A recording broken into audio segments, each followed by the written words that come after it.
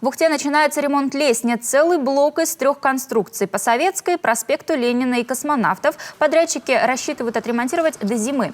Работы начнут со спуска на Советской 1. Именно на него поступает больше всего жалоб от горожан, особенно маломобильных. По словам представителей Ухтинского отделения Коми Республиканской организации инвалидов, лестницы нуждаются не просто в ремонте, а в полной перестройке.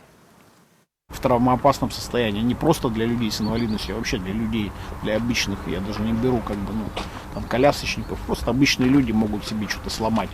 Без капитального ремонта это будет травмоопасно, начнем с этого, и то есть без строительных норм и правил, конечно, без реконструкции полной и нормального, здравого, адекватного подхода, я не вижу смысла их вообще переделывать. Для чего? Именно такие работы в этом году и планируют провести. Лестницы буквально перестроят заново.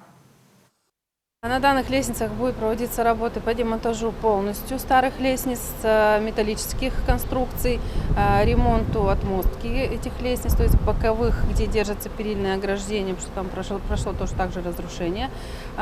Подготовка нового полностью армирования лестницы, каркаса лестницы, новых ступеней.